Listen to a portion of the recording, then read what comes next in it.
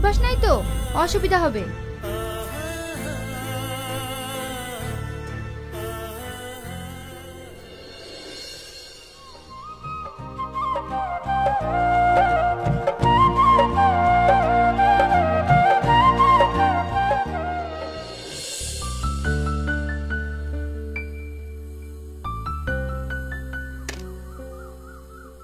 মাসি, আমি তো বাজার থেকে একটা মোটা মাছ নিয়ে আসলাম, সেটা কই এক চাও দিলা না?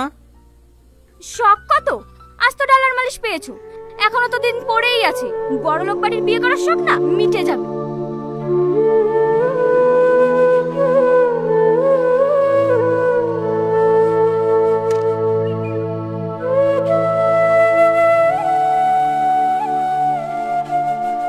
শাহিন, শাহিন, ও গো, তোমাকে ডাকছে, তুমি শুনতে পাচ্ছ না? কি বলছে? যাও শুনে এসে খায়ো। আচ্ছা ঠিক আছে।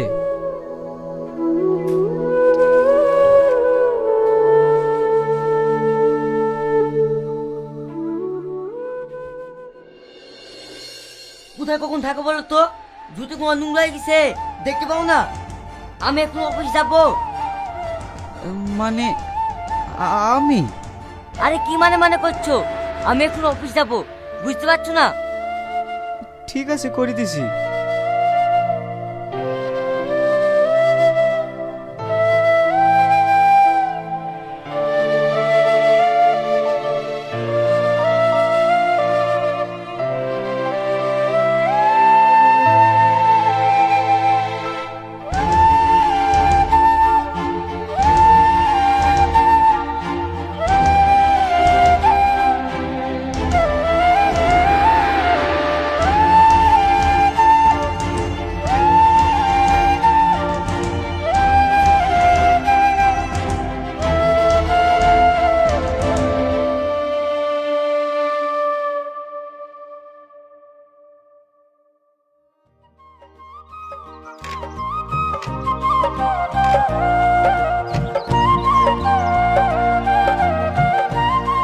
শ্রাবণী, বাবুকে ডাক, দেখে এলে।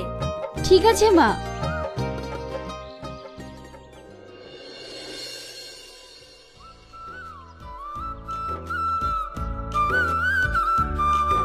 মা, এত খাবার, একটা মানুষ এত খাবার খেতে পারে?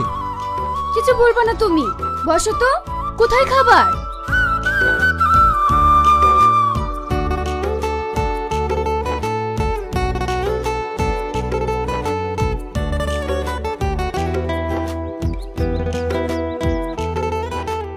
দে বুড়ি, রিয়াজকে মাছের মুড়োটা তুলি দে।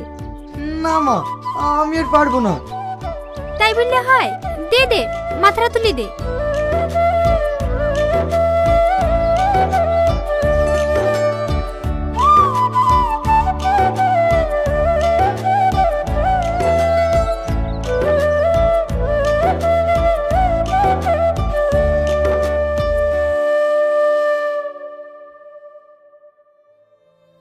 সালমা, আমি আর এই বাড়িতে থাকতে পারবো না। আর কতদিন চাকরের মতো কাজ করবো বলো তো? একটু কষ্ট করোই না। তুমি করো, আর এক মুহূর্ত নয়। তোমার বাপ মা মরবেও না, আর আমাদের কষ্ট যাবেও না। আমি এক্ষুনি এই মুহূর্তে চলে গেলাম।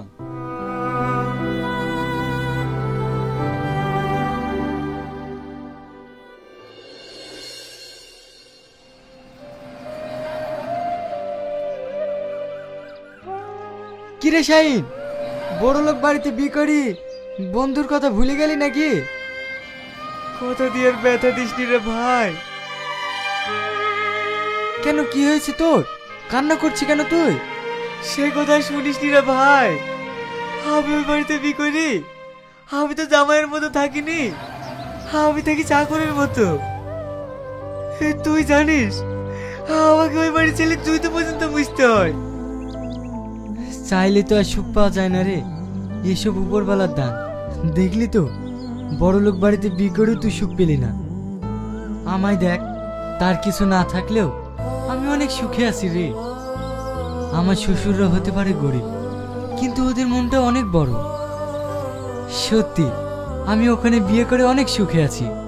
আর মন খারাপ করিস না, আমার সঙ্গে চল, সব ঠিক হয়ে যাবে।